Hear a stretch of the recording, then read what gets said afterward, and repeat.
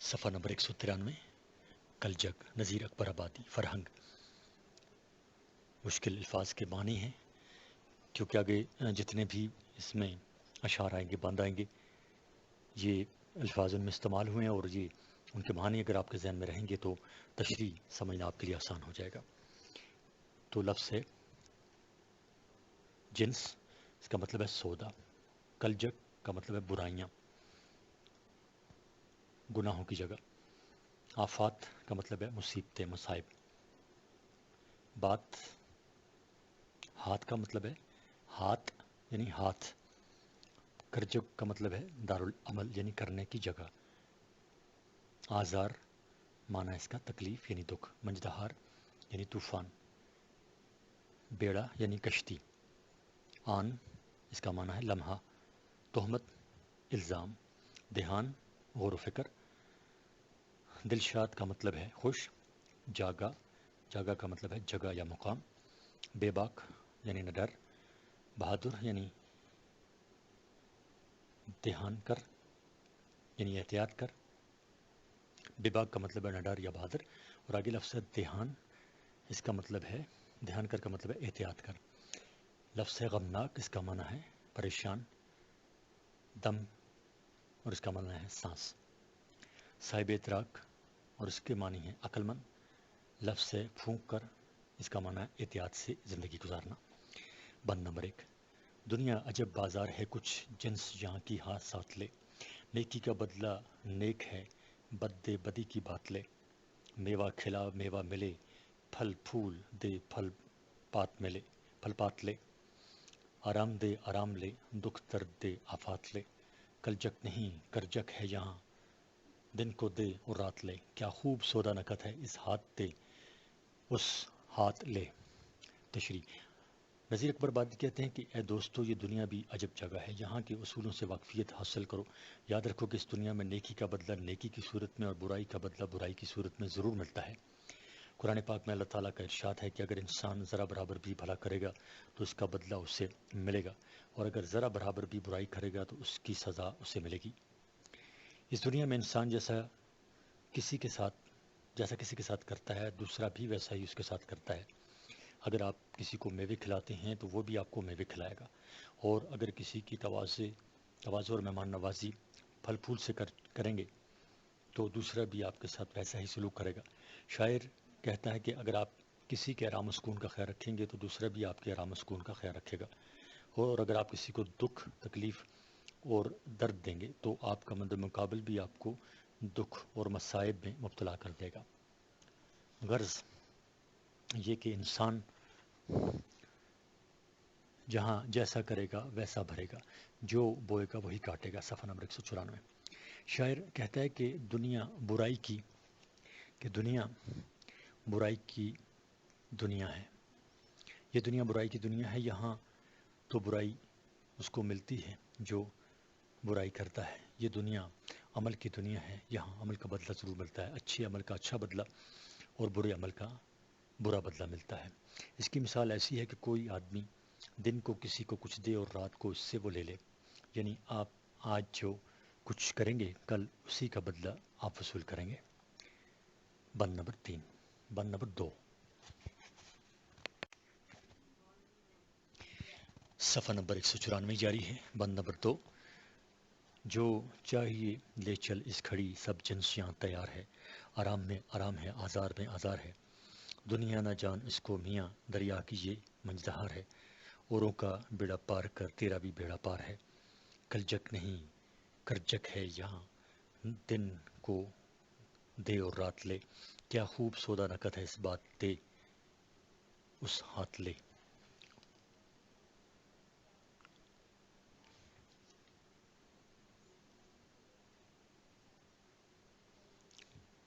شاعر کہتا ہے کہ دنیا والوں، اس دنیا میں ہر طرح کا سودا ملتا ہے، جو تمہاری مرضی چاہے یہاں سے لے جاؤ۔ مراد یہ ہے کہ دنیا ایک بازار کی طرح ہے، یا نیکی اور بدی کرتے ہو یا بدی کا سودا کرتے ہو۔ یاد رکھو دنیا کے اس بازار سے خریداری کے بعد تمہیں اپنے اصل گھر یعنی آخرت جانا ہے۔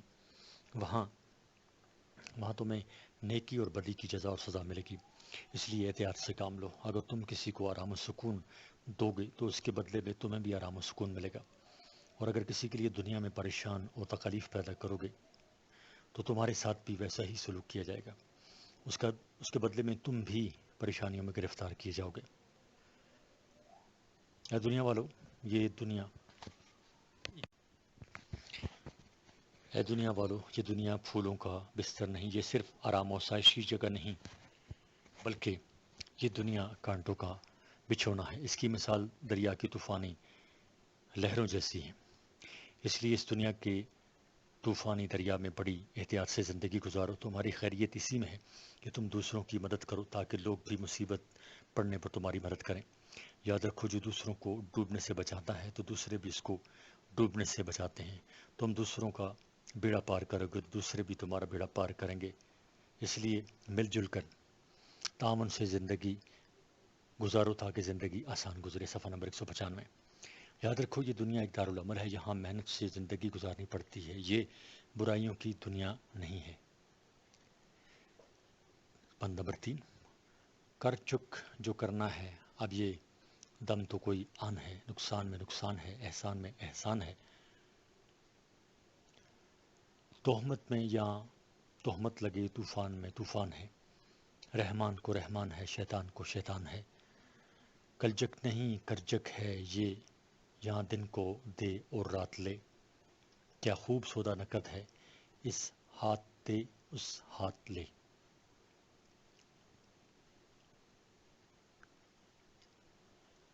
تشریح: اس بند میں شاعر دنیا کی بے ثباتی اور فنا کا ذکر کر کے کہتا ہے کہ یہ زندگی بہت مختصر ہے، اس لیے جو کچھ کرنا ہے ابھی کر لو، شاید پھر وقت نہ ملے، اس لیے کہ یہ زندگی صرف چند لمحوں کی ہے، نامعلوم کب ختم ہو جائے۔ زندگی کا کوئی بھروسہ نہیں ہے، اس لیے اے لوگوں، تمہیں نیک کام کرنے میں جلدی کرنی چاہیے۔ یاد رکھو، اگر تم کسی کو نقصان پہنچاؤ گے تو تم کو بھی نقصان دیا جائے گا، اور اگر تم کسی کے ساتھ حسن سلوک کرو گے اور احسان مندی سے پیش آؤ گے تو دوسرے تمہارے ساتھ بھی احسان مندی سے پیش آئیں گے۔ اے دنیا والو، یاد رکھو، کسی پر جھوٹا الزام مت لگانا، اس لیے کہ کسی پر تہمت لگانا اچھی بات نہیں ہے۔ اگر تم آج کسی پر تہمت لگاؤ گے تو وہ بھی تمہارے اوپر جھوٹا الزام لگا کر تمہیں بدنام کرے گا اور تمہاری سب عزت و آبرو خاک میں مل جائے گی۔ تمہیں چاہیے کہ تم دوسروں کی پردہ پوشی کرو تاکہ دوسرے بھی تمہاری پردہ پوشی کریں اور دنیا میں تمہاری عزت قائم رہے۔ اور اے لوگو، یاد رکھو کہ یہاں ہر عمل کا بدلہ اسی کے مطابق ملتا ہے، غلط کام کا انجام بھی غلط ہوتا ہے، طوفان کا انجام طوفان ہی ہوتا ہے، برائی کا بدلہ ہمیشہ برائی ہی کی صورت میں ملتا ہے۔ اس دنیا میں اچھے لوگوں اور رحم کرنے والے لوگوں کے لیے رحم کرنے والے لوگ ملتے ہیں، اور شیطانی حرکات کرنے والے لوگوں کا سامنا انہی جیسے شیطانی حرکات کرنے والے لوگوں سے ہوتا ہے۔ صفحہ نمبر 198۔ شاعر کہتا ہے کہ یہاں جو کچھ دن کو کرو گے اس کا بدلہ شام تک مل جائے گا، یہاں ہر کام کا نتیجہ ضرور ملتا ہے، جیسا کرو گے ویسا بھرو گے۔ یہاں اس ہاتھ دو گے اور اس ہاتھ لو گے، جتنی محنت کرو گے اتنا ہی پھل پاؤ گے۔ بند نمبر 4، اپنے نفع کے واسطے مت اور کا نقصان کر، تیرا بھی نقصان ہوئے گا، اس بات پر بھی دھیان کر۔ کھانا جو کھا تو دیکھ کے، پانی پیے تو چھان کر، یہاں پاؤں کو رکھ پھونک کر اور خوف سے گزران کر۔ کلجک نہیں کرجک ہے یہ، یہاں دن کو دے اور رات کو لے، کیا خوب سودا نقد ہے، اس ہاتھ دے اس ہاتھ لے۔ تشریح: اس شعر میں شاعر دنیا والوں کو نصیحت کر رہا ہے اور کہتا ہے کہ اے لوگو، اگر تم اپنے ذاتی نفع کے لالچ میں دوسروں کا نقصان نہ کرو، کیونکہ یہ بہت بری بات ہے۔ اگر تم اپنے ذاتی فائدے کے لیے اللہ کی مخلوق کو نقصان پہنچاؤ گے تو یاد رکھو، نہ صرف اس دنیا میں تم کو سزا ملے گی بلکہ آخرت میں بھی تم خدا کے عذاب سے نہیں بچ سکو گے۔ تم کوئی کام کرنے سے پہلے اس بات پر ضرور توجہ دو کہ اس سے دوسروں کا نقصان تو نہیں ہوگا۔ اگر تمہاری وجہ سے دوسروں کو نقصان اٹھانا پڑے تو اس کا بدلہ تمہیں ضرور ملے گا۔ زندگی بڑی احتیاط سے گزارنی چاہیے، کھانا بھی کھاؤ تو دیکھ بھال کر کہ اس میں کوئی مضر صحت چیز تو نہیں ہے، اور اگر پانی پیو تو دیکھ بھال کر کہ اس میں کوئی مضر صحت چیز تو نہیں ہے۔ کرپڑی: حضور صلی اللہ علیہ وآلہ وسلم نے بھی کھانے پینے کے آداب بتائے ہیں، ان کے مطابق کھانا کھانا چاہیے، اور اس بات کا بھی یقین کر لینا چاہیے کہ جو لقمہ یعنی نوالہ تمہارے منہ میں جا رہا ہے وہ حلال کا ہے یا حرام کا۔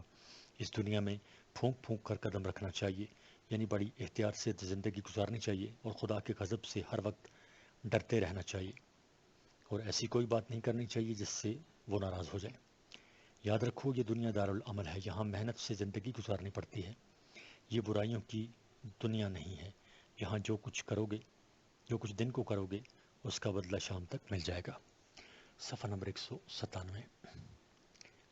بند نمبر 5، غفلت کی یہ جگہ نہیں، یہاں صاحب ادراک رہے، دل شاد رکھ دل شاد رہے، غمناک رکھ غمناک رہے، ہر حال میں تو بھی نذیر، اب ہر قدم کی خاک رہے، یہ وہ مقام ہیں او میاں، یہاں پاک رہے بے باک رہے، قلجک نہیں کرجک ہے یہ، یہاں دن کو دے اور رات لے، کیا خوب سودا نکت ہے، اس ہاتھ دے اس ہاتھ لے۔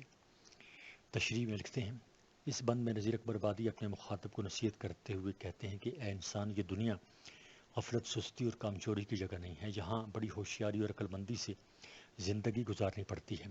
اے لوگو، تم ہمیشہ خوش اخلاقی کے ساتھ زندگی گزارو، ہمیشہ خوش رہو اور دوسروں کو بھی اپنی خوشیوں میں شریک کیا کرو۔ اگر تم دوسروں کو خوش رکھو گے تو دوسرے بھی تم کو خوش رکھیں گے، اور اگر تم دوسروں کو دکھ، درد اور غم دو گے تو وہ بھی تمہیں غمناک اور ناخوش رکھیں گے۔ دوسروں کی خوشیوں میں اپنی خوشیاں تلاش کرو۔ شاعر کہتے ہیں کہ اے نذیر، تو بھی ہر حال میں دوسروں سے عاجزی اور انکساری سے پیش آؤ۔ مطلب یہ کہ دنیا میں غرور اور تکبر اچھی چیز نہیں ہے، عاجزی بڑی اچھی چیز ہے۔ عاجز انسان کو دوسرے پسند کرتے ہیں اور مغرور سے نفرت کرتے ہیں، اس لیے انسان کو چاہیے کہ وہ ہمیشہ خاکسار اور عاجز رہے، فخر و غرور نہ کرے۔ اس دنیا میں انسان کو پاکیزہ زندگی گزارنی چاہیے، نیک اعمال کرنے چاہیے، ہر برائی سے پاک رہنا چاہیے۔ جو انسان ہر برائی سے پاک ہوتا ہے، اس کو کسی کا ڈر اور خوف نہیں ہوتا، وہ بے باک ہوتا ہے۔ ہر برائی سے پاک انسان بے خوف زندگی گزارتا ہے۔ یہ دنیا صرف برائی ہی کا مقام نہیں ہے بلکہ نیکیوں کی بھی جگہ ہے۔ یہ دنیا دارالعمل ہے، یہاں انسان ایک ہاتھ سے دیتا ہے تو دوسرے ہاتھ سے لیتا ہے۔ اس دنیا میں ہر عمل کا بدلہ اسی وقت مل جاتا ہے، یعنی جو کچھ دن کو کرو گے اس کا بدلہ شام تک مل جائے گا۔ یہاں ہر کام کا نتیجہ ضرور ملتا ہے، یہاں ہر عمل کا رد عمل فوری طور پر ہوتا ہے اور مساوی ہوتا ہے۔ صفحہ نمبر 198۔ برسات کی بہاریں، اور اس کے بھی جو مصنف ہیں لکھنے والے ہیں وہ ہیں نذیر اکبر آبادی۔ فرہنگ کو دیکھتے ہیں پہلے۔ بہاریں یعنی مزہ، رونق۔ لفظ سے لہلہاٹ، اس کا مطلب ہے لہلہانا، گنگناہٹ، گنگنانا، گھاٹ، چھپ کر دیکھنا، جھڑی، لگاتار بارش، جل تھل، پانی ہی پانی، ہریالی، سبزہ، نقارے، ڈھول، نوبت، ٹکوریں، نوبت کی آوازیں، قتلے، حالت، ملاری یا ملہاریں یعنی راگ، قاہی یعنی سیاہی مائل سبز رنگ، ماتابہ یعنی ماہی، ماہی چاند سے مچھلی تک، جھاڑ یعنی جھاڑی، سرنائی، نفیری، زریل یعنی بے معنی بات۔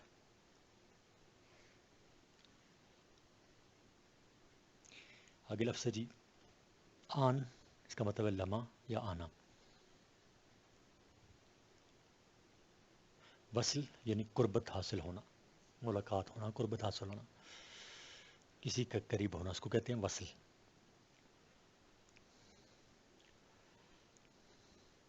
اگلا لفظ ہے گہنے یعنی زیورات، جھمکنا یعنی چمکنا، چھلکنا یعنی کناری۔ آگے لفظ ہے چمکنا اور آگے ہے جھلکنا یعنی کٹاری۔ کٹاری کا مطلب ہے چھوٹا سا خنجر۔ لفظ ہے اپر یعنی اوپر، بدلی یعنی بادل، پیا محبوب، صد یعنی خبر، چھوا کے یعنی چھت ڈلوا کر، مراد مکان بنوا کر، کنگلے یعنی کلاش، میں شراب، سنگ ساتھ، خوباں خوبصورت لوگ، شاد یعنی خوش، کوٹھا چھت، دھڑکا یعنی خوف، درد در در یعنی ہر دروازے پر، ٹک یعنی ذرا، موری نالی، دوانا یعنی دیوانہ، اناری یعنی بالا خانہ، اسارہ چھپر یس اور سائبان، چھپر یا سائبان کو کہتے ہیں اسارہ، اور کوہنے یعنی پاس۔ اب ہے بند نمبر 1، ہیں اس ہوا میں کیا کیا برسات کی بہاریں، لہروں کی لہلہاہٹ، باغات کی بہاریں، بوندوں کی جھجھاہٹ جھنجھناہٹ، قطرات کی بہاریں، ہر بات کے تماشے، ہر گھات کی بہاریں، کیا کیا مچی ہیں یارو برسات کی بہاریں۔ تشریح: نذیر اکبر آبادی اس نظم میں اس موسم برسات نذیر اکبر آبادی اس نظم میں موسم برسات اور اس کے اثرات پر تبصرہ کرتے ہوئے کہتے ہیں کہ برسات کے موسم کی ہوا بھی کیا خوب ہے، اس میں نمی پوشیدہ ہے جو زمین پر سبزے کی نشو و نما کی باعث بنتی ہے، اور اسی کے سبب باغوں میں رونق پیدا ہوتی ہے۔ جب یہ بلندی پر جا کر بارش کا سبب بنتی ہے تو جل ترنگ کا لطف آتا ہے۔ برسات کے موسم میں ہر طرف ایک لطف اور تماشا ہوتا ہے جو دل بہلانے کا وسیلہ بنتا ہے۔ دوستو، موسم برسات کی وجہ سے ہر طرف ایک رونق ہے۔ صفحہ نمبر 199، بند نمبر 2، بادل ہوا کے اوپر ہو مست چھا رہے ہیں، جھڑیوں کی مستیوں میں دھوئیں مچا رہے ہیں، پڑتے ہیں پانی ہر جا جل تھل بنا رہے ہیں، گلزار بھیگتے ہیں سنہرے سبزے نہا رہے ہیں، کیا کیا مچی ہیں یارو برسات کی بہاریں۔ تشریح: بادل مستی کے عالم میں ہیں اور ہوا کے کندھوں پر سوار ہو کر مست ہاتھی کی طرح جھومتے آ رہے ہیں۔ مسلسل بارش کی وجہ سے شور مچا ہوا ہے، بادل برس کر ہر جگہ پانی ہی پانی کا منظر پیش کر رہے ہیں، باغات بھیگے ہوئے ہیں اور ادھر کا سبزہ بارش کے پانی سے غسل کر رہا ہے۔ الغرض برسات کے موسم کے سبب ہر طرف رونق ہی رونق ہے اور ہر جگہ موسم بہار جیسے مناظر نظر آ رہے ہیں۔ بند نمبر 3، جنگل سب اپنے تن پر ہریالی سج رہے ہیں، گل پھول جھاڑ بوٹے کر اپنی دھج رہے ہیں، بجلی چمک رہی ہے یا دل گرج رہے ہیں، اللہ کے نکارے نوبت کے بج رہے ہیں، کیا کیا مچی ہیں یارو برسات کی بہاریں۔ تشریح: جنگلوں نے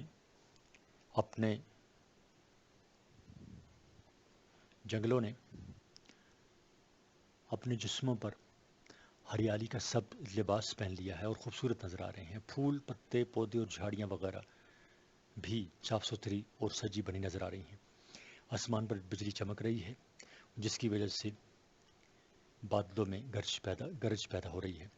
یہ دراصل اللہ تعالیٰ کی نوبت کے نکارے ہیں جو برسات کے موسم کا اعلان کر رہے ہیں۔ اے دوستو، برسات کے موسم کے باعث تحد نظر رونق ہی رونق ہے اور ہر زیرو بہت زیادہ خوش ہے۔ بند نمبر 4، سبزوں کی لہلہاٹ، کچھ ابر کی سیاہی اور چھا رہی ہیں گھٹائیں سرخ اور سفید کاہی۔ صفحہ نمبر 200، سب بھیگتے ہیں گھر گھر کے گھر گھر لے ماں ماہی، یہ رنگ کون رنگے تیرے سوا الہی، کیا کیا مچی ہیں یارو برسات کی بہاریں۔ تشریح: نذیر اس بند میں فرماتے ہیں کہ ہر طرف سبزہ ہی سبزہ لہرا رہا اور کالے بادل اڑتے ہوئے آ رہے ہیں اور سرخ سفید اور سب سیاہی مائل گھٹا چھائی ہوئی ہے، آسمان سے زمین تک مخلوق خدا بھیگی ہوئی ہے۔ اے خدا، تیرے علاوہ ایسا کون ہے جو ایسے رنگ پیدا کرے، یہ قدرت تو تجھی کو حاصل ہے۔ الغرض ہر طرف برسات کی رونق ہے اور یہ رونق اور یہ حسن میرے سونے رب کی دین ہے۔ صفحہ نمبر 200 جاری ہے۔ بند نمبر 5، کیا کیا رکھے ہیں یا رب سامان تیری قدرت، بدلے ہے رنگ کیا کیا ہر آن تیری قدرت، سب مست ہو رہے ہیں پہچان تیری قدرت، تیتر پکارتے ہیں سبحان تیری قدرت، کیا کیا مچی ہیں یارو برسات کی بہاریں۔ تشریح، اے اللہ تعالیٰ تو نے اپنی کائنات میں ایسی ایسی چیزیں بنائی ہیں اور ایسے ایسے نظام بنائے ہیں جنہیں دیکھ کر عقل حیران رہ جاتی ہے، ہر لمحہ تبدیلی بھی تیرے قادر ہونے کا ثبوت ہے۔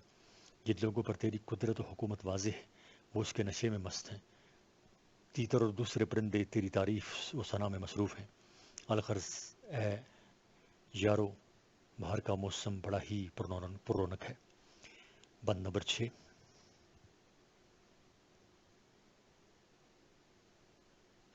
بولے پیے بٹیریں کمبری پکارے کوکو، پی پی کرے پپیہا بگلے پکارے توتو، کیا ہدہدوں کی حق حق کیا فاختوں کی ہو، سب رٹ رہے ہیں تجھ کو کیا پنکھ کیا پکھیرو۔ کیا کیا بچی ہیں یارو برسات کی بہاریں، صفحہ نمبر 201۔ تشریح، برسات کا ایسا موسم ہے کہ زندگی کی ترنگ اود آتی ہے، انسان چرند پرند وغیرہ بھی مست اور خوش و خرم ہو جاتے ہیں، لہٰذا بنے بٹیر فاختائیں پپیتے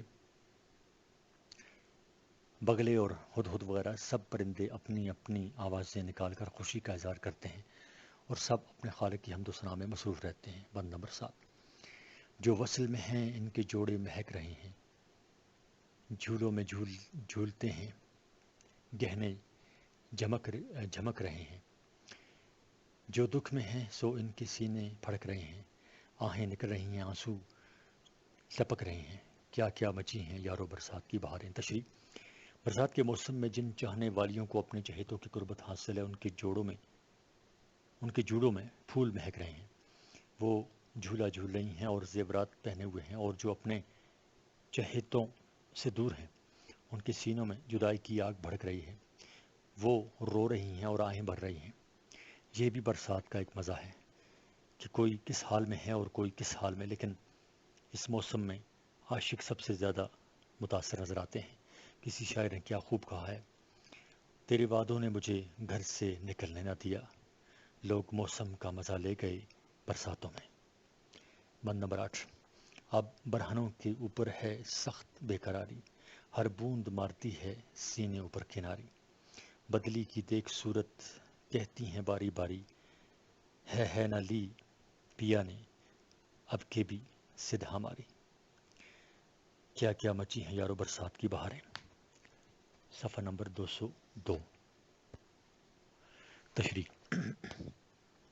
برسات کے موسم میں ہجر اور جدائی کے اوقات نہایت تکلیف دہ ہوتے ہیں۔ اب وہ خواتین جو اپنے ساتھیوں سے جدا ہیں وہ انتہائی بے چینی کے عالم میں ہیں، بارش کی ہر بوند ان کے سینوں پر خنجر چلاتی ہے، بادل دیکھ کر ہر ایک باری باری کہتی ہے کہ اس مرتبہ محبوب نے ہماری خبر ہی نہ لی۔ دوستو، یہ بھی برسات کا ایک رنگ اور لطف ہے۔ بقول شاعر، اب کون سے موسم سے کوئی آس لگائے، برسات میں بھی یاد نہ ہم ان کو جب آئے۔ بند نمبر 9، کتنوں نے اپنے غم سے اب ہے یہ گت بنائی، میلے کچیلے کپڑے آنکھیں بھی ڈبڈبائی، نئے گھر میں جھولا ڈالا نئے اوڑھنی رنگائی، پھوٹا پڑا ہے چولہا ٹوٹی پڑی کڑھائی۔ کیا کیا مچی ہیں یارو برسات کی بہاریں۔ تشریح، کئی عورتوں نے تو غم کی وجہ سے اپنی یہ حالت بنا رکھی ہے کہ لباس میلا کچیلا اور آنکھوں میں آنسو ہیں، انہوں نے گھر میں نہ تو جھولا ڈالا ہے اور نہ ہی اپنے دوپٹے کو رنگوایا ہے، چولہا ٹوٹا پھوٹا ہے اور کڑھائی بھی ایک طرف ٹوٹی پڑی ہے، پکوان کا تو سوال ہی پیدا نہیں ہوتا کیونکہ پیا نہیں آئے، یہ سب کچھ برسات میں ہی ہوتا ہے۔ بند نمبر 10، کتنوں کو محلوں اندر ہے عیش کا نظارہ، یا سائباں ستھرا یا بانس کا آسارا، کرتا ہے سیر کوئی کوٹھے کالے سہارا، مفلس بھی کر رہا ہے پولے تلے گزارا۔ کیا کیا مچی ہیں یارو برسات کی بہاریں، صفحہ نمبر 203۔ تشریح، بہت سے افراد ہیں جو اپنے محلات ہی میں برسات کا نظارے سے فیضیاب ہیں، کئی ایسے ہیں جو صاف ستھرے سائبان میں بیٹھے ہیں اور بعض معمولی چھپر کے نیچے ہیں، کوئی گھر کی چھت پر چڑھا ہوا ہے۔ باہر کا ہر شخص اپنی حیثیت کے مطابق برسات کی رونق کا مزہ لے رہا ہے۔ دوستو، برسات کے سبب کیسا مزہ آ رہا ہے۔ بند نمبر 11، چھت گرنے کا کسی جاغل شور ہو رہا ہے، دیوار کا بھی دھڑکا کچھ ہوش کھو رہا ہے، در در حویلی والا ہر آن رو رہا ہے، مفلس سو جھونپڑے میں دلشاد سو رہا ہے، کیا کیا مچی ہیں یارو برسات کی بہاریں۔ تشریح: برسات میں عجیب و غریب ہنگامے ہوتے ہیں، کہیں کسی مکان کی چھت گر پڑی ہے اور ہنگامہ برپا ہے، اس پر یہ خوف بھی ہے کہ کہیں دیوار نہ گر پڑے۔ جس کی حویلی سے ہے وہ ہر گھر کے سامنے اپنی ہی مصیبت کے بیان میں مصروف ہے، لیکن غریب آدمی کا معمول جھونپڑا ہے اور در و دیوار کے گرنے سے بے نیاز میٹھی نیند سے محظوظ ہو رہا ہے۔ دوستو، یہ مزے برسات کے مزے ہیں، ورنہ عام دنوں میں ایسا کچھ نہیں ہوتا۔ بند نمبر 12، کوئی یہ پکارتا ہے لو یہ مکان ٹپکا، گرتی ہے چھت کی مٹی اور سائبان ٹپکا، چھلنی ہوئی اٹاری کوٹھا ندان ٹپکا، باقی تھا ایک آسارا سو وہ بھی آن ٹپکا، کیا کیا مچی ہیں یارو برسات کی بہاریں۔ صفحہ نمبر 204۔ تشریح: برسات میں کچے مکانوں کے رہنے والے عجیب مصیبت کے شکار ہوتے ہیں۔ کوئی بلند آواز میں خبر دیتا ہے کہ یہ مکان تو ٹپکنے لگا، چھت کی مٹی گر رہی ہے اور سائبان سے بارش کا پانی نیچے آ رہا ہے، کمرہ ٹپک رہا ہے، سائبان نہیں ٹپک رہا تھا سو وہ بھی ٹپکنے لگا۔ دوستو، یہ سب برسات کے مزے ہیں۔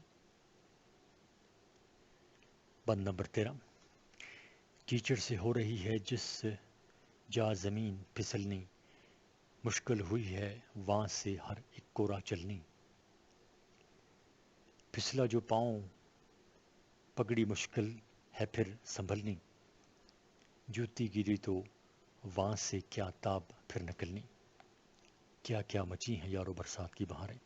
تشریح: برسات کے موسم میں موسلادھار بارش سے جہاں کیچڑ کی وجہ سے زمین میں پھسلن پیدا ہو گئی ہے، وہاں ہر ایک کے لیے چلنا مشکل ہے۔ اگر پاؤں پھسلے تو آپ ہی سنبھالنا مشکل ہے، اگر جوتی کیچڑ میں گر جائے تو اس کا نکالنا دوبر ہے، اور بہت سے لوگ کیچڑ میں گر کر لت پت ہو جاتے ہیں۔ دوستو، یہ سب برسات کے مزے ہیں۔ صفحہ نمبر 205، نظم مسدس حالی، تشریحات۔ بند نمبر 1، عرب جس کا چرچا ہے یہ کچھ وہ کیا تھا۔ عرب جس کا چرچا ہے یہ کچھ وہ کیا تھا، جہاں سے الگ ایک جزیرہ نما تھا، زمانے سے پیوند جس کا جدا تھا، نہ کشور ستاں تھا نہ کشور کشا تھا، تمدن کا اس پر پڑا تھا نہ سایہ، ترقی کا تھا وہاں قدم نہ آیا۔ تشریح: اس نظم میں مولانا حالی مسلمانوں کے عروج و زوال کی تمام داستان بیان کرتے ہیں۔ پہلے بند میں عرب کے علاقے کے بارے میں بتاتے ہیں کہ یہ علاقہ جس کو آج کل آپ دیکھ رہے ہیں اور جس کی آج اتنی شہرت پھیلی ہوئی ہے، اس طرح نہیں تھا کہ جس طرح آج ہے، بلکہ یہ باقی دنیا سے الگ جزیرہ نما تھا، جس کے ایک طرف پانی اور باقی 3 اطراف میں خشکی تھی۔ باقی دنیا سے اس کا رابطہ منقطع تھا، نہ وہاں کسی باقاعدہ بادشاہ کی حکمرانی تھی اور نہ ان کے پاس حکمرانی کرنے کے لیے اسباب تھے۔ تہذیب و تمدن سے عرب کے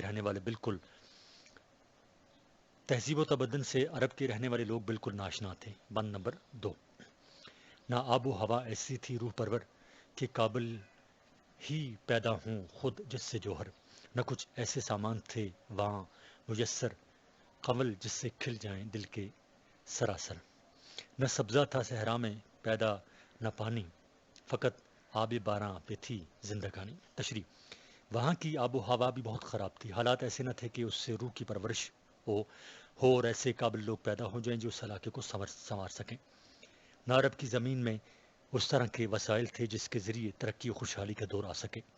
وہاں کے صحرا میں سبزہ ڈھونڈنے سے نہیں ملتا تھا، وہاں پانی کی بھی قلت تھی اور زندگی گزارنے کے لیے لوگ بارش کے پانی کا انتظار کرتے تھے۔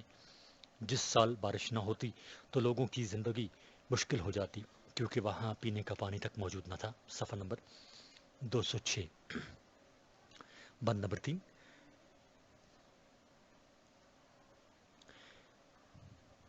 رمے زمین سنگلاخ اور ہوا آتش فشاں، لوگوں کی لپٹ باد سر کے طوفاں، پہاڑ اوٹیلے سراب اور بیاباں، کھجوروں کے جھنڈ اور خارے مغیلاں، نہ کھیتوں میں غلہ نہ جنگل میں کھیتی، عرب اور کل کائنات اس کی یہ تھی۔ تشریح: عرب کی سرزمین سنگلاخ چٹانوں سے بھری ہوئی تھی۔ وہاں جب ہوا چلتی تو وہ اتنی گرم ہوتی جس طرح آتش فشاں پہاڑ کے قریب ہوا گرم ہوتی ہے۔ وہاں پر ہر وقت گرد و غبار کے طوفان اور جھکڑ چلتے جو چہرے کو جھلسا دیتے تھے۔ وہاں پر پہاڑ، اونچے ٹیلے، ریت کے سراب اور لکودک صحرائیں تھیں۔ ہاں، البتہ کہیں نہ کہیں کھجوروں کے جھنڈ ملتے، لیکن وہاں بھی کیکر کے بڑے بڑے کانٹے موجود ہوتے۔ وہاں پر اس طرح کے کھیت بھی نہ تھے جس میں غلہ پیدا ہو، اور جنگل بھی سرسبز و شاداب نہ تھے۔ یہی عرب کا علاقہ تھا اور یہی تمام دنیا میں اس کی پیداواری چیزیں تھیں۔ بند نمبر 4۔ کہیں آگ پچتی تھی وہاں بے محابہ، کہیں تھا کوکب پرستی کا چرچا۔ کہیں آگ پجتی تھی وہاں بے محابہ، کہیں تھا کواکب پرستی کا چرچا۔ بہت سے تھے تسلیس پر دل سے شیدا، بتوں کا عمل سو بسو جا بجا تھا۔ کرشموں کا راہب کے تھا سید کوئی، طلسموں میں کاہن کے تھا قید کوئی۔ تشریح: وہاں کے لوگوں کے عقائد و نظریات بھی بہت خراب تھے اور تمام لوگ شرک میں مبتلا تھے۔ کہیں پر آگ کی بہت زیادہ پرستش کی جاتی تھی، کہیں یہ لوگ ستاروں کی عبادت میں مصروف ہوتے۔ ان میں بہت سے لوگوں کا مذہب عیسائیت تھا اور وہ 3 خداؤں کی عبادت کرتے۔ بتوں نے ان لوگوں کے ذہنوں میں خدائی کا تصور پختہ کر دیا تھا اور تقریباً ہر جگہ لوگ ان کے سامنے سجدے کرتے۔ ان لوگوں میں کوئی کرشموں کا شکار ہو کر راہب بن گیا تھا اور کوئی جادوگر اپنی طلسمات کے ذریعے لوگوں کو بھٹکانے میں مصروف تھا، یعنی کوئی بھی رائے حق پر چلنے والا نہ تھا۔ بند نمبر 5۔ وہ دنیا میں گھر سب سے پہلا خدا کا خلیل ایک مہمار تھا جس بنا کا ازل میں مشیت نے تھا، جس کو تاکا کہ اس گھر سے ابلے کا چشمے ہدی کا۔ وہ تیرت تھا ایک بت پرستوں کا گویا، جہاں نام حق کا نہ تھا کوئی جویا۔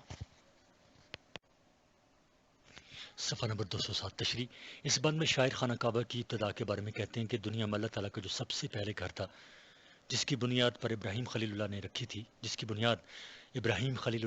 تھی، جس کو دنیا کے وجود میں آنے کے ساتھ ہی تقدیر نے اپنی نظر میں رکھا تھا کہ اسی گھر سے ہدایت کا چشمہ پھوٹے گا، یعنی یہاں سے اللہ تعالیٰ کے روشن دین اسلام کا آغاز ہوگا۔ لیکن اس گھر میں مشرکین مکہ نے بت ڈالے تھے۔ وہاں بت پرستوں کا ایک پیشوا موجود رہتا، اور ان 1000 لوگوں میں ایک بھی ایسا نہ تھا جو اللہ تعالیٰ کی توحید پر ایمان رکھتا ہو اور اللہ تعالیٰ کا نام بغیر شرک کے لیتا ہو۔ بند نمبر 6۔ قبیلے قبیلے کا بت ایک جدا تھا، کسی کا حبل تھا کسی کا صفا تھا، یہ عزا پہ وہ نائلہ پر فدا تھا، اسی طرح گھر گھر نیا ایک خدا تھا۔ نہاں ابر ظلمت میں تھا مہر انور، اندھیرا تھا فاران کی چوٹیوں پر۔ تشریح: وہ لوگ نفاق کا شکار تھے، ہر قبیلے کا الگ الگ بت تھا جس کی وہ جدا جدا عبادت کرتے تھے۔ کسی نے اپنے پسندیدہ بت کا نام حبل رکھا تھا اور کسی نے صفا، کوئی عزا کا عاشق تھا اور کسی نے نائلہ سے امید لگائی تھی۔ اس طرح مکہ میں جتنے گھر تھے ان سب میں ان لوگوں نے اپنا اپنا خدا بت کی صورت میں رکھا تھا۔ اللہ کے انوار دنیا میں پھیلانے والا سورج بھی اندھیرے بادلوں میں چھپا ہوا تھا اور مکہ کی پہاڑیوں کی چوٹیاں اندھیروں میں ڈوبی ہوئی تھی۔ وہاں پر جہالت کی اندھیروں کی حکمرانی تھی۔ بند نمبر 7۔ نہ ٹلتے تھے ہرگز جو اڑ بیٹھتے تھے، سلجھتے نہ تھے جب جھگڑ بیٹھتے تھے۔ جو 2 شخص آپس میں لڑ بیٹھتے تھے تو 100 قبیلے بگڑ بیٹھتے تھے۔ بلند ایک ہوتا تھا گرواں شرارہ، تو اس سے بھڑک اٹھتا تھا ملک سارا۔ تشریح: وہ لوگ بہت زیادہ ضدی اور ہٹ درم تھے۔ وہ اگر ایک دفعہ کسی بات پر اڑ جاتے تو پھر کبھی ان میں لچک پیدا نہ ہوتی، اور جو ایک دفعہ ایک دوسرے سے لڑتے تو پھر ان کی صلح کے تمام امکانات ختم ہو جاتے اور وہ لڑائیاں صدیوں تک جاری رہتی۔ اکثر اوقات 2 آدمیوں کی لڑائی 2 قبیلوں کی جنگ میں تبدیل ہو جاتی، جو سینکڑوں سالوں کی لڑائی کے باوجود خاتمے کا نام نہ لیتی۔ اگر وہاں پر معمولی تنازع بھی پیدا ہو جاتا تو اس کی وجہ سے سارے ملک میں تباہی اور بربادی ہوتی، امن کا نام و نشان تک نہ تھا۔ صفحہ نمبر 208۔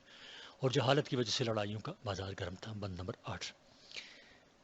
وہ بکر اور تغلب کی باہم لڑائی، صدی جس میں آدھی انہوں نے کمائی، قبیلوں کی کر دی تھی جس نے صفائی، تھی ایک آگ ہر سو عرب میں لگائی۔ نہ جھگڑا کوئی ملک کو دولت کا تھا، وہ کرشمہ ایک ان کی جہالت کا تھا۔ تشریح: اس زمانے کی لڑائیوں میں بکر اور تغلب کی لڑائی بہت مشہور تھی۔ اس لڑائی میں انہوں نے تقریباً 50 سال گزارے۔ اس جنگ میں بہت سے قبیلے ہلاک ہوئے۔ اس نے عرب کے علاقے میں چاروں طرف ایسی آگ لگائی کہ بہت سے لوگ اس کا ایندھن بنے۔ حیرانی کی بات یہ ہے کہ ان کا یہ جھگڑا ملک یا خزانے پر قبضے کے لیے نہ تھا، بلکہ ان کی جہالت اور ناسمجھی کا کرشمہ تھا کہ وہ ایک دوسرے کے خون میں ہاتھ رنگ رہے تھے۔ بند نمبر 9۔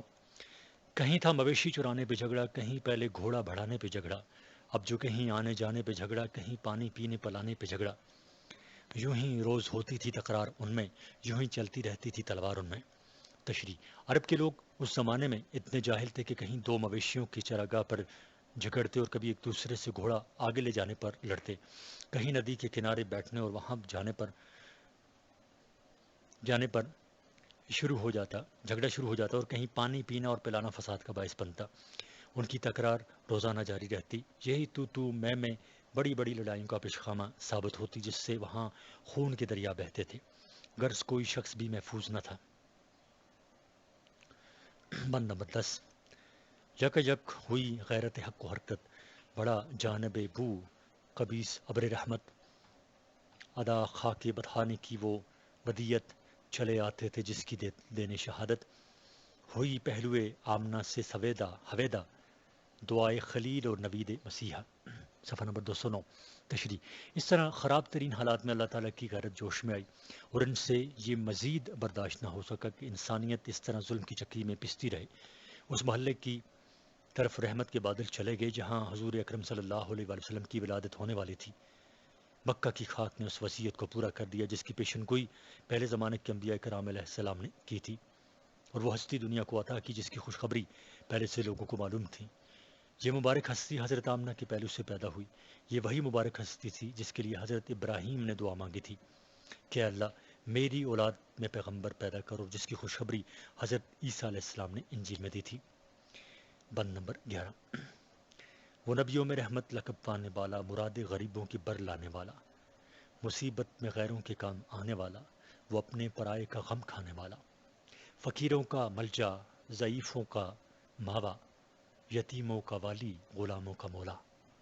تشریح: حضور نبی اکرم صلی اللہ علیہ وآلہ وسلم کو اللہ تعالیٰ نے پیغمبروں میں رحمت کے لقب سے نوازا اور انہیں دونوں جہانوں کے لیے رحمت کا لقب عطا فرمایا۔ وہ غریبوں کی آرزوؤں کی تکمیل کرتے تھے۔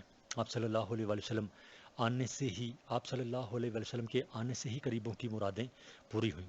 آپ صلی اللہ علیہ وآلہ وسلم اپنے دشمنوں کو بھی مصیبت میں دیکھ کر ان کے کام آتے۔ آپ نے مکہ میں مسلمانوں کے علاوہ کافروں کی بھی بیماری میں عیادت کی اور ان کے کام آئے۔ آپ اپنوں اور بیگانوں ہر کسی کے کام آتے تھے۔ آپ فقیروں کی جائے پناہ اور ضعیفوں کا ٹھکانہ تھے۔ آپ نے ہی یتیموں کی پرورش کی اور غلاموں کو آزاد کیا، غرض سب کو ان کا حق دلایا اور معاشرے کے گرے پڑے لوگوں سے محبت کرنے کا درس دیا۔ بند نمبر 12۔ خطا کار سے درگزر کرنے والا، بداندیش کے دل میں گھر کرنے والا، مفاسد کا زیر و زبر کرنے والا، قبائل کا شیر و شکر کرنے والا، اتر کر ہرا سے سوئے قوم آیا اور ایک نسخہ کیمیا ساتھ لایا۔ تشریح: آپ صلی اللہ علیہ وآلہ وسلم کو رب نے بہت حوصلہ دیا تھا۔ اگر کوئی آپ کو نقصان پہنچانے کی کوشش کرتا تو آپ کے سامنے آ کر اس کے تمام منصوبے خاک میں مل جاتے اور آپ کی سچی نبوت پر ایمان لے آتا۔ صفحہ نمبر 210۔ آپ صلی اللہ علیہ وآلہ وسلم نے عرب کے تمام فساد کرنے والوں کو امن و اخوت کا درس دیا۔ آپ کی نبوت سے پہلے عرب کی وحشی قبائل ایک دوسرے کا خون بے دریغ بہا رہے تھے۔ یہ آپ ہی تھے جنہوں نے ان قبائل کی باہمی لڑائیاں ختم کر کے ان کو آپس میں بھائی بھائی بنا دیا۔ آپ ہرا کے غار سے نبوت کا پیغام لے کر اپنی قوم کی طرف آئے اور وہ خالی ہاتھ نہیں تھے، بلکہ ان کے ہاتھ میں قرآن کریم تھا جو سارے جہان کی تمام بیماریوں اور دہات کو سونا بنانے کے نسخوں سے بھرا ہوا ہے۔ بند نمبر 13۔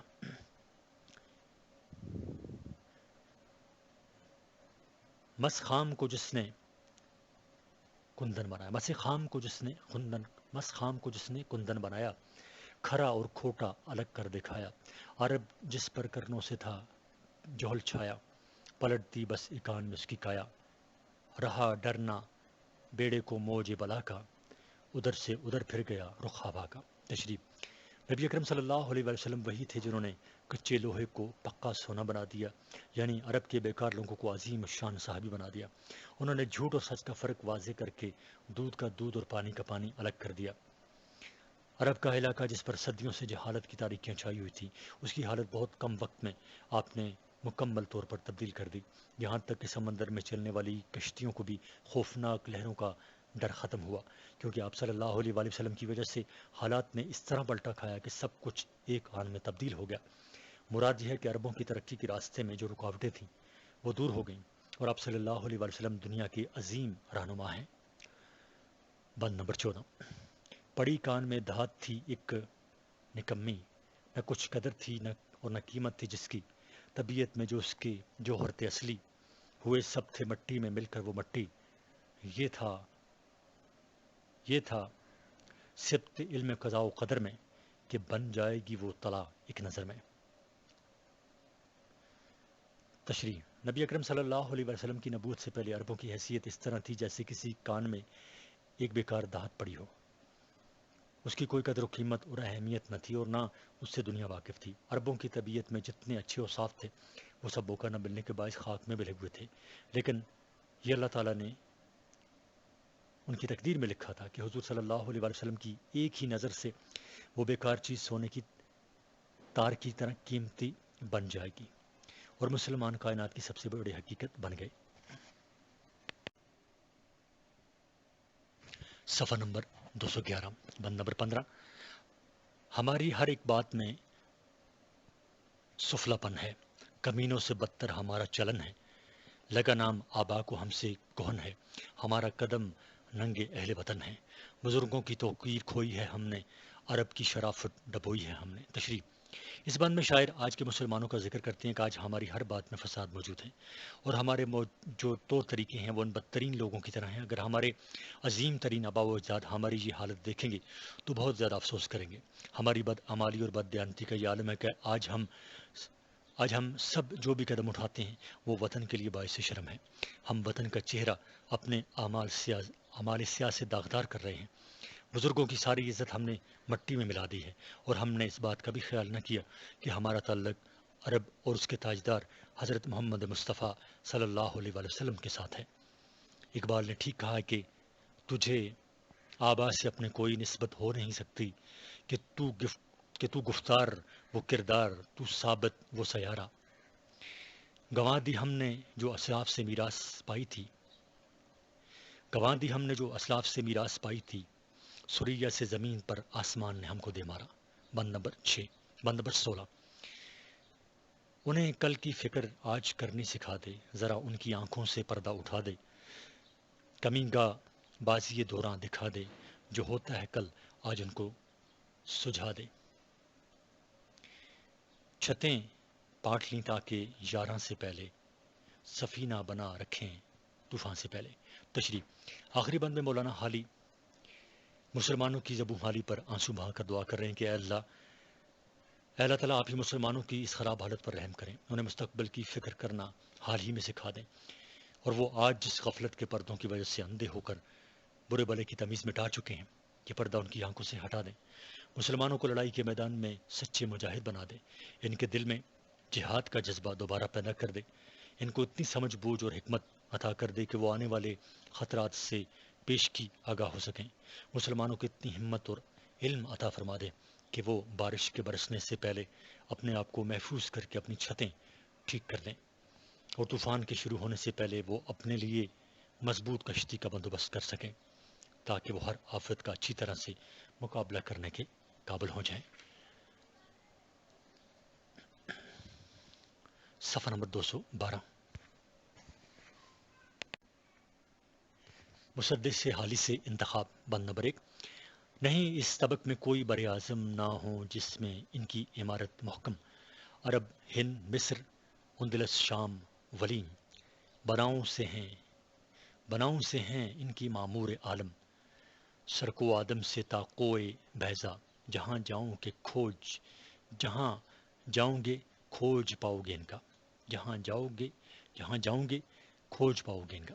اور تشریح، مولانا حالی پہلے بند میں مسلمانوں کے عروج اور بخت و اقبال کا ذکر کرتے ہوئے کہتے ہیں کہ اس زمانے میں خشکی کا کوئی ٹکڑا یعنی کوئی ملک ایسا نہیں تھا جب مسلمانوں نے انتہائی پختہ استوار اور مضبوط عمارت تعمیر نہ کی ہوں۔ خواہ عرب ہو، ہندوستان ہو، مصر ہو یا اندلس، شام اور دیلم کے علاقے ہوں، یہ ہر جگہ مسلمانوں کے نقوش نظر آئیں گے اور ان کی تعمیرات کی بنیادیں ملیں گی۔ کوئی آدم جس پر حضرت آدم علیہ السلام کو اتارا گیا تھا سے لے کر کوئی بیضا تک، جہاں دیکھیے مسلمانوں کے سراغ اور نشانات مل جاتے ہیں، یعنی روئے عرض پر کوئی علاقہ ان کے آثار سے خالی نہیں اور ہر جگہ ان کے اثرات دیکھے جا سکتے ہیں۔ بند نمبر 2، وہ سنگی محل اور وہ ان کی صفائی جمی جن کے کھنڈروں پہ ہے آج کائی، وہ برکت کے گنبد تھے جن کے تلائی، وہ معبد جہاں جلوہ گر تھی خدائی، زمانہ نے گو ان کی برکت اٹھا لی، نہیں کوئی ویرانہ پر ان سے خالی۔ تشریح، مولانا حالی کہتے ہیں کہ پتھروں سے بنے ہوئے خوبصورت محلات اور ان کی تراش خراش اور بناوٹ میں اعلیٰ درجے کی نفاست موجود تھی، لیکن بدقسمتی سے جب مسلمان زوال پذیر ہوئے اور ان کا اقتدار مٹ گیا تو آج انہی عمارات پر وقت گزرنے کے ساتھ ساتھ گرد و غبار اور کائی جم گئی، یعنی یہ تباہ و ویران ہو گئے۔ مسلمان اکابر کے تعمیر کردہ سنہری گنبدوں والے وہ مقبرے اور مساجد جہاں ایک زمانے میں کثیر تعداد میں لوگ رجوع کرتے اور عبادت میں مصروف رہا کرتے تھے، آج ویران ہو گئے۔ صفحہ نمبر 213۔ اور ان کی خیر و برکت ختم ہو گئی، لیکن اب بھی دنیا کا کوئی ویران سے ویران گوشہ ایسا نہیں ہے جو ان سے خالی اور تئی دامن ہو، یعنی یہ آثار ہر جگہ پر ملتے ہیں۔ بند نمبر 3، ہوا اندلس ان سے گلزار یکسر، جہاں ان کے آثار باقی ہیں اکثر، جو چاہے کوئی دیکھ لے آج جا کر، یہ ہے بیت ہمراہ کی گویاں زیاں پر، کہ تھے آل عدنان سے میرے بانی، عرب کی ہوں میں اس زمین پر نشانی۔ تشریح، مولانا حالی کہتے ہیں کہ مسلمان طارق بن زیاد کی سرکردگی میں ہسپانیہ پہنچے اور یہاں پر بنو امیہ کی حکمرانی قائم ہوئی، جس کے بعد عربوں نے سارے اندلس کو ایک سرسبز و شاداب باغ میں بدل دیا۔ گو صدیوں پہلے یہاں سے مسلمانوں کی حکمرانی ختم ہو گئی، لیکن اب تک ان کے آثار اور نشانات باقی ہیں۔ کوئی دیکھنا چاہے تو آج بھی اندلس جا کر ان آثار و شواہد کو دیکھ سکتا ہے۔ مثلاً غرناطہ کا بیت الحمرہ آج بھی زبان حال سے اپنے دیکھنے والوں کو یہ کہتا نظر آتا ہے کہ خاندان قریش کے جد امجد عدنان کی آل و اولاد سے تعلق رکھنے والے مسلمانوں نے مجھے تعمیر کیا تھا، اور یہ کہ اندلس کی سرزمین پر میں انہی عربوں کی نشانی کی حیثیت سے موجود ہوں۔ بند نمبر 4، حویدہ ہے غرناطہ سے شوکت ان کی، آیاں ہے بلنسیا سے قدرت ان کی، بطلیموس کو یاد ہے عظمت ان کی، ٹپکتی ہے قادس میں سر حسرت ان کی، نصیب ان کا اشبیلیا میں ہے سوتا، نصیب ان کا اشبیلیا میں ہے سوتا، شب در در ہے کرتبہ ان کو روتا۔ تشریح، آج کوئی غرناطہ کو دیکھے تو اسے اندازہ ہوگا کہ اس کے بامودر سے مسلمانوں کی شان و شوکت آیا ہے۔ اندلس کا ایک اور شہر بلنیسیا میں آج تک مسلمانوں کے اختیار و حکمرانی کے نشان پائے جاتے ہیں۔ بطلیموس جیسے شہر کو آج تک مسلمانوں کی عظمت و برتری کی کہانی یاد ہے اور وہ اسے نہیں بھولا۔ صفحہ نمبر 214۔ قادس کے جزیرے میں آج تک مسلمانوں کی ناتمام اور کبھی نہ پوری ہونے والی آرزویں حسرت بن کر موجود ہیں۔ صفحہ نمبر 214 ہی جاری ہے۔ اشبیلیا جیسے مقام کو دیکھیے تو پتہ چلے گا کہ یہی وہ مقام ہے جہاں مسلمانوں کی قسمت اور مقدر سو گیا، اور کرتبہ رات دن مسلمانوں کے ماتم میں مصروف ہے، یعنی یہ شہر مسلمانوں کی عزت و عظمت کو نہیں بھول پایا۔ بند نمبر 5، کوئی کرتبہ کے کھنڈر جا کے دیکھے، مساجد کے محراب و در جا کے دیکھے، حجازی امیروں کے گھر جا کے دیکھے، خلافت کو زیر و زبر جا کے دیکھے، جلال ان کا کھنڈروں میں ہے یوں چمکتا، کہ ہو خاک میں جیسے کندن دہکتا۔ تشریح، اگر آج کوئی شخص کرتبہ جائے تو مسلمانوں کے دور کی وہ عمارات دیکھے جو اب تباہ و برباد ہو کر کھنڈروں میں تب بدل چکی ہیں۔ مسلمانوں نے کرتبہ میں جو عظیم الشان مساجد تعمیر کی، ان کے دروازے اور محرابیں دیکھے۔ مسلمان عرب عمرا اور بادشاہوں نے اپنے لیے جو گھر بنائے تھے وہ دیکھے، اور مسلمانوں کا نظام حکومت جسے نیابت اور خلافت کہا جاتا ہے، اس کے طے و بالا ہونے کی کیفیت کا مشاہدہ کرے۔ اس کو معلوم ہوگا کہ آج بھی ان عمارات کے کھنڈروں سے مسلمانوں کا رعب و دبدبہ اس طرح ظاہر ہوتا ہے جیسے مٹی میں خالص سونا چھپا نہیں رہ سکتا اور وہ دور سے نظر آ جاتا ہے۔ بند نمبر 6 وہ بلدہ کے فخر بلاد جہاں تھا، تر و خشک پر جس کا سکہ رواں تھا، گڑا جس میں عباسیوں کا نشاں تھا، عراق کے عرب جس سے رش کے جنا تھا، اڑا لے گئی باد پندار جس کو، اڑا لے گئی باد پندار جس کو، بہا لے گئی سیل تار تار جس کو۔ تاریخ تشریح: مولانا حالی اندلس کے بعد بغداد کا ذکر کرتے ہوئے کہتے ہیں کہ وہ شہر جو دنیا کے تمام شہروں کے لیے ہر اعتبار سے باعث فخر تھا، اور دنیا کے ایک ایک گوشے پر جس شہر کی یاد، جس شہر میں رہنے والوں کی حکمرانی قائم تھی۔ صفحہ نمبر 215۔ اور جہاں مسلمانوں کی عباسی خاندان نے حکومت قائم کر رکھی تھی، اور جس شہر کی وجہ سے پورا عرب کا خطہ بطور خاص عراق جنت کا نمونہ بن گیا تھا، اسے بھی غرور و تکبر کی ہوا نے تباہ و برباد کر دیا، اور چنگیز خان اور لاحقو خان کی قیادت میں آنے والے تاتاریوں کے سیلاب نے اس شہر اور یہاں کی حکومت کو تاخت و تاراج کر کے رکھ دیا۔ بند نمبر 7۔ وہ لقمان و سقراط کی در مکنوں، وہ اسرار بقرات و درس افلاطون، وہ اسرار بقرات و درس فلاطون، ارسطو کی تعلیم، سولن کے قانون، پڑے تھے کسی قبر کہنہ میں مدفون، یہیں آ کے مہر سقوط ان کی ٹوٹی، اسی باغ رانا سے بو ان کی پھوٹی۔ تشریح: لقمان حکیم اور سقراط جیسے عظیم یونانی فلسفیوں کے خیالات اگرچہ موجود تھے لیکن چھپے ہوئے تھے، اور ان کی لوگوں کی رسائی نہ تھی، اور ان تک لوگوں کی رسائی نہ تھی۔ اس طرح بقراط کی حکومت کے اسرار و رموز، افلاطون کے اسباق، ارسطو کی تعلیمات اور سولن کے مدون کیے ہوئے قانون، سب کے سب اس طرح پڑے تھے جیسے کسی پرانی قبر میں کوئی فراموش شدہ مردہ دفن ہو۔ ان سب فلسفیوں اور ان کی تعلیمات پر جو خاموشی کی مہر لگی ہوئی تھی، یہیں بغداد میں وہ مہر ٹوٹ سکی، اور اسی سرسبز و شاداب باغ میں منتقل ہونے کے بعد چار دانگ عالم میں ان سب فلسفیوں کی شہرت ہوئی۔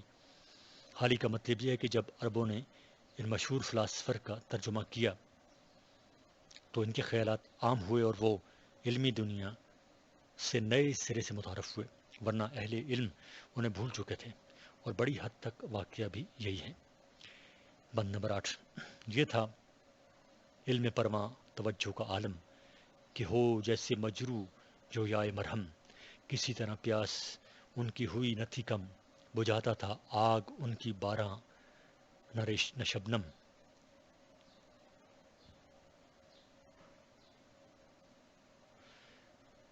حریم خلافت میں اونٹوں پہ لد کر چلے آتے تھے مصر و یونان کے دفتر۔ صفحہ نمبر 216۔ تشریح: حالی کہتے ہیں کہ بغداد میں عربوں نے علم و تعلیم پر اس قدر توجہ دی جیسے کوئی بیمار اور زخمی شخص اپنے علاج کے لیے دوا اور مرہم کو تلاش کرتا ہے۔ مسلمان علماء کی پیاس کسی صورت کم نہ ہوتی تھی۔ علم کی تلاش کے لیے ان کے سینے میں جذب و شوق نے جو آگ روشن کر رکھی تھی، وہ نہ تو بارش سے بجھ پاتی تھی اور نہ شبنم سے۔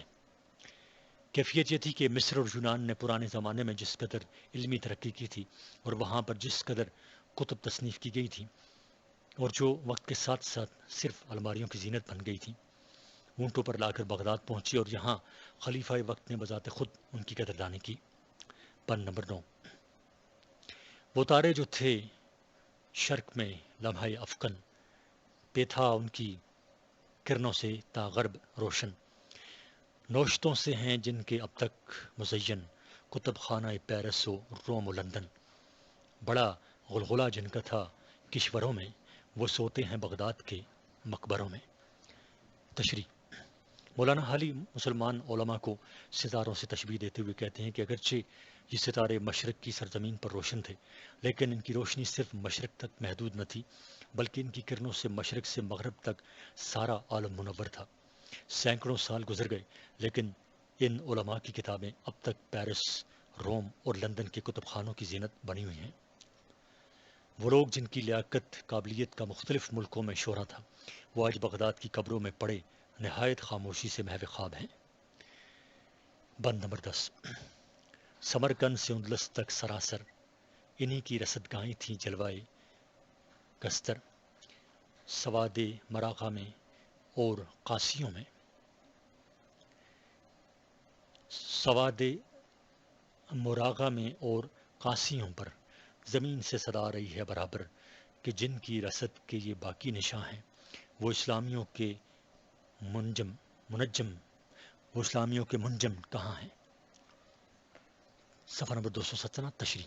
شاعر کہتے ہیں کہ وسط ایشیا کے شہر سمرقند سے اندلس کی سرزمین تک انہی مسلمانوں کی وہ تجربہ گاہیں موجود تھی جن کے ذریعے یہ لوگ آسمان اور ستاروں کا مشاہدہ کرتے، علم فلکیات سے اپنی دلچسپی کا اظہار کرتے تھے۔ مراغہ کے گرد و نواح سے لے کر قاسیوں تک زمین سے مسلسل یہ آواز آ رہی ہے کہ جن کی فلکیات سے متعلق رصدگاہوں کے آثار جا بجا بکھرے پڑے ہیں، وہ مسلمان ستارہ شناس اور علم فلکیات کے ماہر کہاں چلے گئے؟ یعنی اب دنیا میں نہیں رہے اور ان کا دور ختم ہو گیا۔ بند نمبر 11۔ مورخ جو ہیں آج تحقیق والے، تفخص کے ہیں جن کے آئین نرالے، جنہوں نے ہیں عالم کے دفتر کھنگالے، زمین کے طبق سر بسر چھان ڈالے، عرب ہی نے دل ان کے جا کے ابھارے، عرب ہی سے وہ بھرنے سیکھے ترارے۔ تشریح۔ حالی کہتے ہیں کہ موجودہ دور کے وہ تاریخ داں جو ہر بات کی حقیقت تک پہنچنے کی پوری کوشش کرتے ہیں اور اس سلسلے میں بے انتہا چھان پٹک کرتے ہیں، اور جنہوں نے تلاش و جستجو کے بالکل نئے اور انوکھے اصول رائج کیے ہیں، جنہوں نے ساری دنیا کی کتابیں پڑھ لی ہیں اور جنہوں نے روئے عروس پر کا ایک ایک خطہ اور علاقہ چھان مارا ہے، ان لوگوں کے دلوں میں عربوں ہی نے اس تحقیق و جستجو کا شوق پیدا کیا تھا، اور عربوں ہی کی وجہ سے یہ لوگ اس میدان میں آگے آئے اور چست و چالاک ہوئے۔ گویا حالی مجا طور پر یہ کہہ رہے ہیں کہ عربوں سے پہلے یورپ اور دیگر دنیا میں تحقیق و جستجو کی یہ کیفیت نہ تھی، عربوں کی وجہ سے اس میدان میں ترقیوں کے دروازے کھلے۔ بند نمبر 12۔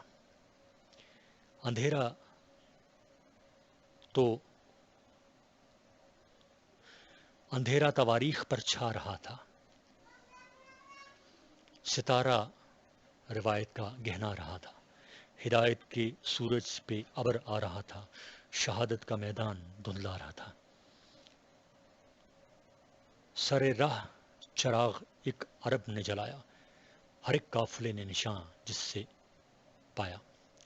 صفحہ نمبر 218 تشریح۔ عربوں کی علمی دنیا میں آمد سے قبل کیفیت یہ تھی کہ تاریخ پر اندھیرا چھا گیا تھا، یعنی اس علم کی طرف لوگوں کی توجہ نہیں تھی اور اس کے اصول بھی مدون نہیں کیے گئے تھے، اور اس کا سبب یہ تھا کہ روایت کے ستارے کو گہن لگ گیا اور اس کی روشنی ختم ہو گئی تھی، یعنی مختلف لوگوں کے قول اور بیانات کے طریقوں کو نقل کرنے کے اصول اپنی اہمیت کھو چکے تھے۔ اس کے علاوہ روایت یعنی عقلی بنیادوں پر اقوال و واقعات کو پرکھنے کے اصول بھی ختم ہو گئے تھے، اور عام طور پر یہ طریقہ کار ترک کر دیا گیا تھا۔ لیکن ایسے میں ایک عرب مورخ سامنے آیا جس نے انتہائی نامساعد حالات میں تاریخ کے اصول مدون کیے، جس کی بدولت انسانی تاریخ میں گزرنے والے مختلف واقعات اور مختلف انسانی کہانیاں ہمارے علم میں آ سکیں۔ غالباً اس شعر میں ابن خلدون کی طرف اشارہ کیا گیا ہے۔ بند نمبر 13۔ اسی دھن میں آساں کیا ہر سفر کو، اسی شوق میں طے کیا بحر و بر کو، سنا خازن علم دیں جس بشر کو، سنا خازن علم دیں جس بشر کو، لیا اس سے جا کر خبر اور اثر کو، پھر آپ اس کو پرکھا کسوٹی پر رکھ کر، دیا اور کو خود مزہ اس کا چکر۔ تشریح۔ ان عربوں نے علم حاصل کرنے کی شدید خواہش اور اس جنون و عشق میں اپنے ہر سفر کو آسان بنایا، یعنی ہر طرح کے سفر اختیار کیے۔ اس کے لیے خواہ انہیں خشکی کا سفر کرنا پڑا ہو خاص سمندروں کا، وہ ہرگز نہیں گھبرائے۔ انہوں نے علم کے سائے، ان کے علم کے حامل جس شخص کے بارے میں سنا اس کے پاس پہنچ گئے اور یوں ہر علم کی ظاہری و باطنی خصوصیات تک رسائی حاصل کی۔ پھر اس علم کو خود بھی جانچا اور پرکھا، اسی کے معائب و خوبیاں معلوم کی، اس کے بعد اسے ساری دنیا میں عام کیا اور اسے دوسرے لوگوں تک پہنچایا۔ یعنی پہلے خود علم حاصل کیا اور پھر تعلیم دینے بیٹھ گئے، اور علم عام کرنے میں کسی طرح کے بخل سے کام نہ لیا۔ بند نمبر 14۔ کیا فاش راوی میں جو عیب پایا، مناقب کو چھانا، مصالب کو بتایا، مشائخ میں جو فتح نکلا جتایا، آئمہ میں جو داغ دیکھا بتایا، طلسموں اور راہ ہر مقدس کا توڑا، نہ ملا کو چھوڑا نہ صوفی، نہ ملا کو چھوڑا نہ صوفی کو چھوڑا۔ صفحہ نمبر 219۔ تشریح: مسلمانوں نے مختلف واقعات کی روایت کرنے والوں میں جو نقص محسوس کیا اسے چھپانے کی بجائے برملا بیان کیا۔ روایتوں میں مختلف اشخاص کی جو خوبیاں بیان کی گئی تھیں انہیں پرکھا، اور جن برائیوں کا ذکر کیا گیا تھا انہیں بھی سامنے لایا گیا۔ عام لوگ تو درکنار، بزرگوں میں بھی کوئی برائی دیکھی تو اسے بیان کر دیا گیا۔ اسی طرح مذہبی رہنماؤں میں جو نقص نظر آیا وہ لوگوں کے سامنے لے آئے۔ وہ لوگ جو تقدیس کا لبادہ اوڑھ کر پاک باز بنے ہوئے تھے، ان کی پاک بازی اور پرہیزگاری کے جادو کو توڑ کر اس سلسلے میں نہ ان سے کوئی مولوی بچا اور نہ کوئی صوفی۔ بند نمبر 15۔ یہ گدلا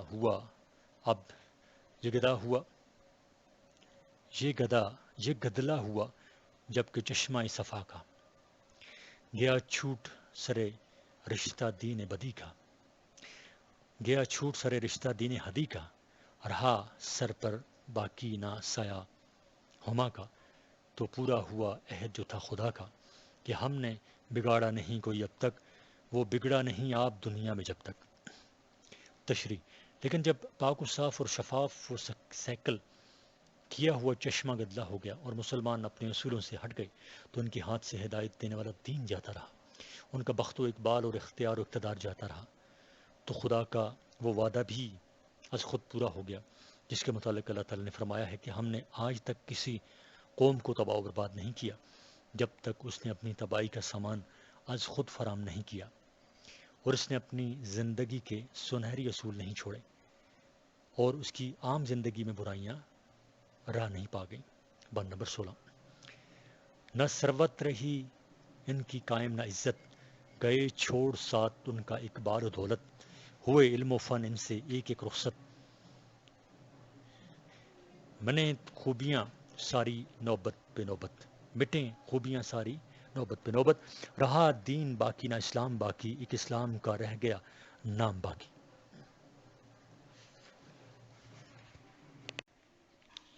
تشریح: صفحہ نمبر 200۔ رہا دین باقی نہ اسلام باقی، ایک اسلام کا رہ گیا نام باقی۔ صفحہ نمبر 220۔ تشریح: جب مسلمان صراط مستقیم سے ہٹ گئے اور انہوں نے اپنے اصولوں کو ترک کر دیا تو خدا نے بھی انہیں سزا دینے کا فیصلہ کر لیا، جس کے نتیجے میں نہ ان کی ضرورت مندی باقی رہی اور نہ اقوام کے مقابلے میں ان کی عزت و توقیر باقی رہی۔ ان کا بخت و اقبال جاتا رہا، اور جو علم و فنون انہیں آتے تھے اور جن کے باعث ہی ساری دنیا پر چھا گئے تھے، ایک ایک کر کے وہ سب بھی رخصت ہو گئے۔ ان میں اخلاقی، معاشی، معاشرتی اور سیاسی طور پر جو خوبیاں اور خصوصیات موجود تھیں آہستہ آہستہ وہ بھی ختم ہو گئیں۔ نتیجہ یہ نکلا کہ نہ دین و مذہب کے اصول باقی رہے اور نہ اسلام کے اصولوں پر مسلمان پہلے جیسی سختی سے کاربند رہے، اور بدقسمتی سے یہ لوگ صرف نام کے مسلمان باقی رہ گئے۔ بند نمبر 17۔ ملے کوئی ٹیلا اگر ایسا اونچا کہ آتی ہو وہاں سے نظر ساری دنیا، چڑھے اس پر پھر ایک خردمند دانا کہ قدرت کے دنگل کا دیکھے تماشا،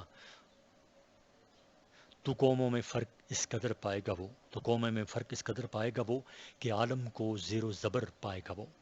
تشریح: مولانا علی ایک تمثیل کے ذریعے، ایک مثال کے ذریعے مسلمانوں کی حالت زار بیان کرتے ہوئے کہتے ہیں کہ اگر کوئی ایسا اونچا ٹیلا مل جائے جس پر چڑھ کر تمام دنیا اور اقوام کے حالات کا مشاہدہ کرنا ممکن ہو، اور اس ٹیلے پر کوئی صاحب نظر عاقل و بالغ انسان چڑھے اور قوموں کے عروج و زوال کی کیفیت کو دیکھے تو دنیا کی بے شمار قوموں میں اسے بے انتہا فرق نظر آئے گا، اور وہ دیکھے گا کہ اس کی نظروں کے سامنے ساری دنیا تہوبالا ہے، یعنی وقت کے ساتھ ساتھ جو قومیں زوال پذیر تھیں انہیں عروج حاصل ہو گیا، جو عروج پر تھیں وہ زوال آشنا ہو گئیں، جو صاحب عزت و توقیر تھیں وہ ذلیل و خوار ہو گئیں، اور جو ذلیل و خوار تھیں وہ صاحب بخت و اقبال بن گئیں۔ بند نمبر 18۔ وہ دیکھے گا ہر سو ہزاروں چمن وہاں، بہت تازہ تر صورت باغ رضواں، بہت ان سے کم تر پر سر سبزہ و خندہ، بہت خشک اور بے طرافت مگر وہاں نہیں لائے گو برگ و بار ان کے پودے، نظر آتے ہیں ہونہار ان کے پودے۔ صفحہ نمبر 221 تشریح۔ صفحہ نمبر 221 تشریح۔ یہ مراد یہ مرد دانہ اس اونچے ٹیلے پر چڑھ کر اپنے اور ارد گرد ہزاروں باغات دیکھے گا، بہت سے باغات انتہائی سرسبز و شاداب ہوں گے، یہاں تک کہ جنت کے لیے بھی باعث رشک ہوں گے۔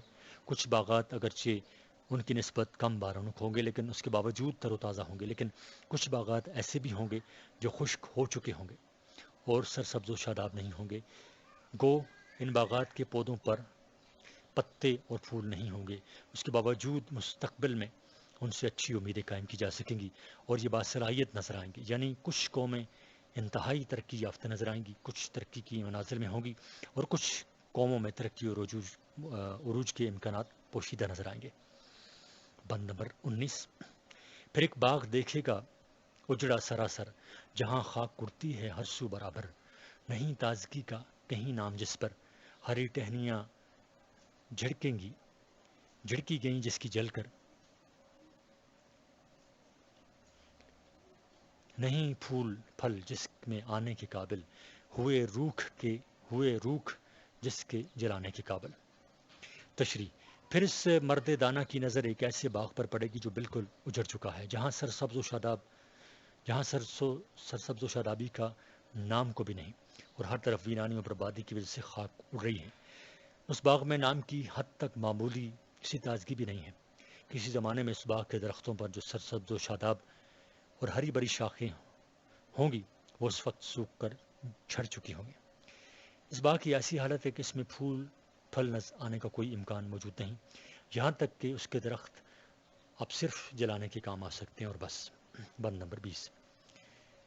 جہاں زہر کا کام کرتا ہے یاراں، جہاں آ کے دیتا ہے وہ ابر نیسم، تردد سے جو اور ہوتا ہے ویراں، نہیں راس جس کو خزاں اور بہاراں، یہ آواز پہم وہاں آ رہی ہے کہ اسلام کا باغ ویراں یہی ہے۔ صفحہ نمبر 222 تشریح۔ اس باغ کی حالت یہ ہے کہ اگر یہاں پر بارش ہو تو وہ بھی اسے سرسبز و شاداب کرنے کے بجائے باغ کے لیے زہر کا کام کرتی ہے۔ موسم بہار کا بادل اس باغ کی ویرانی پر روتا اور افسوس کرتا ہے۔ اگر کوئی شخص اس باغ کی تعمیر و ترقی کے لیے